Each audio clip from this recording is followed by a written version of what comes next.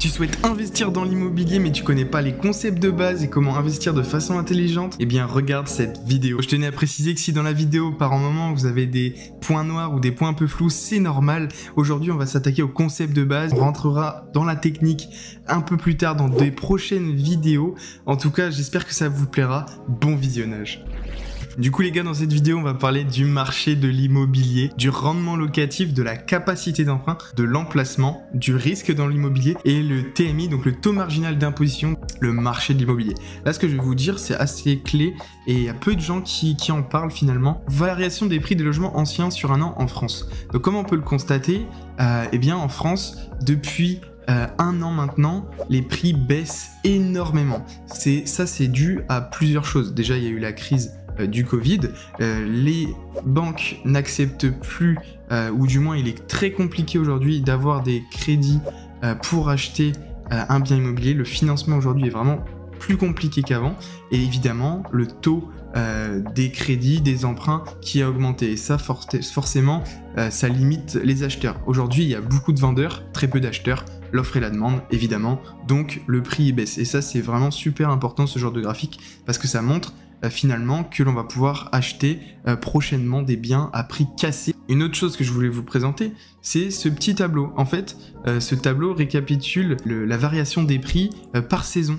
Et donc, en fait, finalement, on remarque qu'il faut investir d'octobre à décembre et on a une baisse d'1,5% des prix des biens. On voit que pendant la zone du printemps, donc entre le deuxième trimestre et le troisième trimestre, eh bien le marché de l'immobilier augmente énormément puisque les gens veulent acheter leur résidence pour la rentrée. Donc souvent, ils vont faire les démarches au niveau du printemps. Donc ça va être au mois de juin, juillet, août. Et donc c'est pour ça que les prix augmentent énormément. Et à contrario, entre octobre et décembre, c'est là où il y a le moins d'acheteurs sur le marché, donc les prix baissent un petit peu. Comment vérifier que le marché de l'immobilier, là où on veut acheter, il est vraiment bien? Alors, la demande, en fait, finalement, de l'immobilier dans une ville, elle peut être présupposée par trois facteurs. Le premier, c'est un bassin d'emploi dynamique. Évidemment, si on est dans une ville où il y a une forte croissance au niveau des entreprises, l'attractivité au niveau des emplois, donc forcément, ça va faire venir du monde. Ensuite, un pôle universitaire, si c'est une ville étudiante ou non. Ça peut vraiment être important si on désire faire des logements à but locatif pour des studios ou pour des colocs, eh bien ça peut être intéressant à prendre en compte. Une zone touristique, une station balnéaire, évidemment, on pourra faire du Airbnb très facilement. Et donc, moi, ce que je vous conseille, c'est de toujours tester la demande avec des annonces fictives du type de bien que vous comptez proposer. En fait, tout simplement, il va falloir faire une annonce sur le Bon Coin, etc., se loger typiquement, avec des photos qu'on peut trouver d'internet, mais qui ressemblent finalement à ce qu'on veut faire, et il va falloir compter les mails et appels reçus. Et en fait, si on a moins de prises de contact sur la semaine, c'est faible demande. Et donc là, ça va être compliqué d'investir parce qu'on aura beaucoup de vacances locatives. La deuxième, c'est entre 10 et 20 demandes sur la semaine. Là, c'est plutôt correct. On peut s'estimer que c'est plutôt bien d'investir dans ce genre de ville. Et si on a plus de 20 demandes sur la semaine, c'est une vraie pression locative. Et c'est là où on va aller chercher justement les biens. Donc moi, je vous conseille d'être dans la deuxième ou la troisième tranche quand vous testez vos annonces, parce que quand on est vraiment faible sur la prise de contact, il va être difficile de louer notre bien pendant des années et des années sans avoir de vacances locatives. Donc ça, c'est à prendre en compte pendant vos calculs pour être le plus rentable possible. Alors on va parler maintenant du rendement locatif, parce que ça c'est vraiment la clé. Il faut savoir qu'il y a trois rendements. Il y a le rendement brut, le rendement net et le rendement net-net. On va dans un premier temps parler du rendement brut, c'est le rendement brut égale le revenu locatif annuel, charges comprises divisé par le prix d'acquisition x 100. Ici, il faut estimer à cette étape, pour qu'un bien soit cohérent avec, pour obtenir du cash flow positif, etc., c'est à peu près entre 8 et 10% et plus, mais c'est vraiment minimum 8% pour être bien dans les clous de notre projet. Ensuite, nous avons le rendement net, donc c'est les revenus locatifs annuels, charges comprises, moins les charges de copropriété, plus la taxe foncière divisé par le prix d'acquisition x 100. Donc forcément, notre rendement va baisser ici, mais on va être déjà plus dans la réalité de ce qu'on va toucher à la fin du mois. Et ensuite, il y a le rendement net. Donc ça, c'est le revenu locatif annuel, charges comprises, moins les charges de copro, moins la taxe foncière, moins les impôts, divisé par le prix d'acquisition x 100. Et donc ce qui est super, c'est avec le rendement net, on va vraiment se rendre compte si notre investissement va être rentable ou non. Il faut savoir que le rendement locatif, c'est totalement différent du cash flow. Et on verra le cash flow dans une prochaine vidéo parce que c'est un concept un peu plus compliqué et on verra ça dans une prochaine vidéo. Alors la capacité d'emprunt, c'est vraiment la clé quand on veut investir, c'est savoir combien finalement on peut emprunter à la banque. Pour faire l'effet de levier, il faut l'argent de la banque de toute façon, donc on doit connaître notre capacité d'emprunt. Alors les critères du HCF, le HCF c'est le Haut Conseil de Stabilité Financière, c'est eux qui définissent ces règles pour emprunter. Prenons toujours l'exemple de Pierre qui gagne 30 000 € annuels. Donc si on fait 30 000 € divisé par 12, ça nous fait un salaire de 2 500 € par mois. Donc on prend les critères de 35% de taux d'endettement, donc 35% ça nous fait 875 € par mois. Donc si on fait ce calcul pour un emprunt sur 25 ans, ça nous fait 262 000 €. Donc ici Pierre pourra investir 262 000 € pour un taux d'endettement de 35% sur une durée de 25 ans. Alors maintenant on va parler de l'emplacement en immobilier. C'est vraiment la clé, c'est ça qui va nous permettre de gagner en comparaison d'un investisseur débutant mais qui fait des erreurs et qui s'est pas formé à un investisseur débutant mais qui s'est formé. Premières étapes pour trouver l'emplacement idéal en fait, c'est la distance par rapport à chez soi évidemment. C'est important d'investir proche de chez soi. Moi j'estime que c'est à peu près 1 heure maximum de route parce que sinon c'est vraiment trop compliqué pour aller faire des visites etc. C'est pas l'idéal, le mieux c'est d'être proche de chez soi. Bien sûr on peut investir à distance mais on doit déléguer etc. Donc la rentabilité sera diminuée. Ensuite, il faut cibler par rapport à sa clientèle, je m'explique. Si on veut par exemple faire des studios pour des étudiants, il faut investir dans une ville où il y aura des étudiants, où il y aura des universités, ce genre de choses. Ensuite, il faut analyser le rendement moyen géographique. En fait, si on investit typiquement à Paris, le rendement va être un peu bas parce que les loyers sont pas aussi chers finalement que le prix d'acquisition d'un logement, tout simplement. Ensuite, il faut prendre en compte le potentiel d'évolution de la zone. Et ça, c'est vraiment clé pour faire de la plus-value ou justement réviser après son loyer en fonction de la zone qui va évoluer dans le temps. Et donc, pour analyser les villes, là, je vais vous montrer les critères qui sont vraiment clés pour avoir l'emplacement idéal. Il faut regarder le taux de croissance de la population sur les 10 dernières années. Évidemment, si le taux de croissance il diminue, eh ben on va pas forcément investir parce que ça veut dire que les gens fuient la ville tout simplement. Il faut regarder aussi le taux de chômage, ça c'est très intéressant comme statistique. Il faut regarder sur le site de l'agglomération ou de la mairie pour voir le développement et les projets en cours. Ça peut permettre vraiment de voir si la ville a des bons projets, s'ils veulent être en croissance, etc. Regardez le taux de vacances locatives pour voir la part de personnes qui cherchent des logements. Mais ça, on va revenir après de savoir comment faire. Les revenus moyens de la population, évidemment, si on achète une villa et que la population, ils touchent tous le SMIC, ça va être compliqué de la louer. Évidemment, il va falloir faire une analyse aussi des revenus moyens. La structure du parc de logement. Si par exemple il y a 90% de propriétaires et que 10% de locataires, est-ce que ça vaut vraiment le coup d'acheter? Je suis pas sûr. Il faut vraiment que ce soit 50-50 ou 60-40. C'est vraiment le minimum. Les loyers pratiqués. Donc est-ce que ce sont des loyers à 400, 500, 600 €? Il faut vraiment se renseigner sur les prix. L'évolution des prix sur 10 ans. Comme je vous l'ai dit tout à l'heure, c'est pour voir la plus-value. Ça c'est clé aussi parce que si on achète dans une zone mais typiquement le prix de l'immobilier fait que baisser sur les 10 dernières années, ça va pas être forcément ultra rentable.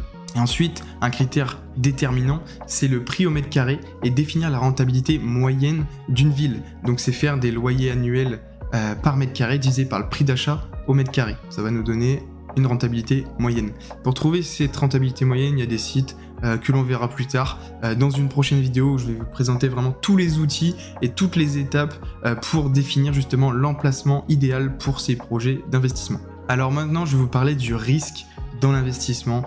Il y a très peu de gens qui en parlent, mais moi je désire en parler parce que mes prochaines vidéos vont être vraiment axées plus poussées sur l'investissement et donc il faut prendre en compte le risque. Alors il faut savoir qu'il y a la liquidité et fluctuation de valeur. Évidemment, quand on investit dans un bien, on va mettre des sommes, par exemple 10% d'apport, mais derrière la valeur va être bloquée avec notre taux d'emprunt et donc si on veut faire autre chose avec ces liquidités, on est un peu bloqué, il va falloir revendre le bien, sauf que là ça va être la fluctuation de la valeur. Donc typiquement tu achètes ton bien 100 000 €, mais si tu veux le revendre précédemment 1 an plus tard, il peut être qu'à 95 000 €, et donc comme tu as besoin d'argent, la personne qui va te l'acheter va pouvoir négocier, et là tu vas perdre beaucoup d'argent.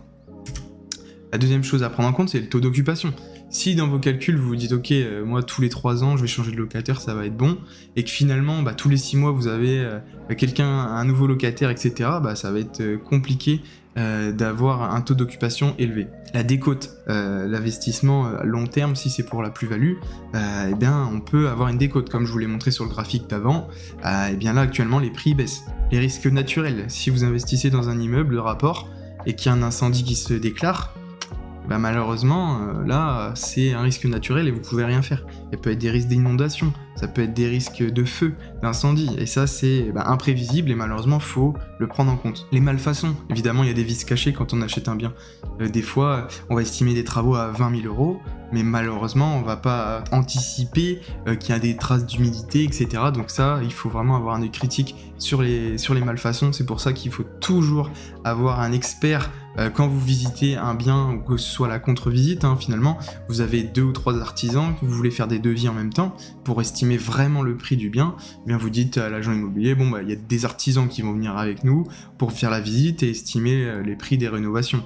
Et ça c'est important parce qu'ils ont un œil d'expert et ils vont pouvoir tout de suite vérifier s'il y a des anomalies dans le logement. Les dégradations et les impayés, ça malheureusement c'est un risque aussi. Quand vous choisissez votre locataire, il peut ne plus payer ou il peut tout simplement dégrader votre bien à la restitution des clés. Ça c'est un risque aussi à prendre en compte. Je l'ai mis, mais honnêtement, le risque d'impayé, quand on est prudent, quand on choisit bien ses locataires et quand on fait de l'investissement intelligent, ça n'arrive jamais. Vraiment jamais. Les dégradations, par contre, ça arrive. Si vous louez à des étudiants, ils vont faire des soirées, typiquement, ça arrive très souvent qu'il y ait des assiettes cassées, etc. Ça dépend après si vous louez en meublé ou en nu, mais ça arrive souvent. J'ai moi-même été étudiant, je peux vous dire qu'il y a des appartements, la caution, elle passait largement, tu vois. Les changements fiscaux. Comme aujourd'hui, on peut le voir avec le Airbnb, pour les locations courte durée, ils veulent changer ça. Ils veulent empêcher les gens de profiter de ce régime fiscal, puisque c'est un petit peu en contradiction avec les hôtels, etc. Et donc ça fait vraiment de la concurrence déloyale, et ils veulent changer le régime pour que ce soit un peu plus compliqué pour eux. Donc ça, on n'est pas à l'abri évidemment d'investir dans un régime typiquement le LMNP, donc le location meublée non professionnelle, parce que c'est l'une des locations les plus avantageuses fiscalement, puisque ça permet d'amortir le bien, mais ça on y reviendra dans une prochaine vidéo. Et donc forcément ça, si demain l'État décide de dire vous avez plus le droit d'amortir, ça va être compliqué. Donc faut se diversifier. TMI, donc le taux marginal d'imposition. Alors en 2023, voici les tranches d'imposition. Prenons un exemple pour calculer son taux marginal d'imposition. Prenons l'exemple de Pierre qui gagne 30 000 € annuels. Il n'a pas d'enfant, il est célibataire, un abattement forfaitaire de 10%, ça c'est pour tout le monde, c'est établi de base. Donc il va être imposé sur 30 000 € fois 0,9 égale 27 000 € pour avoir que les 10% finalement en moins de l'abattement forfaitaire. Donc, si on suit les tranches à 10 777 €, on est imposé à 0%, et de 10 778 à 27 478, on est imposé à 11%, qui fait un impôt total de 1 784,42 €. Alors il faut voir tout de suite que les derniers euros gagnés, ce sont ceux les plus taxés. Et donc c'est ultra important de connaître son TMI parce que les revenus locatifs sont imposés au TMI en plus de son salaire. Et si on est à la limite de la tranche supérieure, eh bien c'est forcément intéressant de revoir sa fiscalité pour voir comment on peut optimiser justement. Donc voilà, on arrive à la fin de cette vidéo. Je vous ai présenté les concepts de base. J'espère que ça vous aura plu. Si ça vous a plu, n'hésitez pas à liker, à commenter, à partager et surtout à vous abonner. Les prochaines vidéos vont être basées sur l'aspect un peu plus technique des projets. On parlera de cash flow, on parlera de l'emplacement, comment analyser la ville dans laquelle on veut investir. Si ça vous a plu et si vous désirez en apprendre davantage, n'hésitez pas à vous abonner et à activer la cloche pour ne plus manquer les prochaines vidéos. En tout cas, merci d'être resté jusqu'au bout. C'était Alexandre. Salut!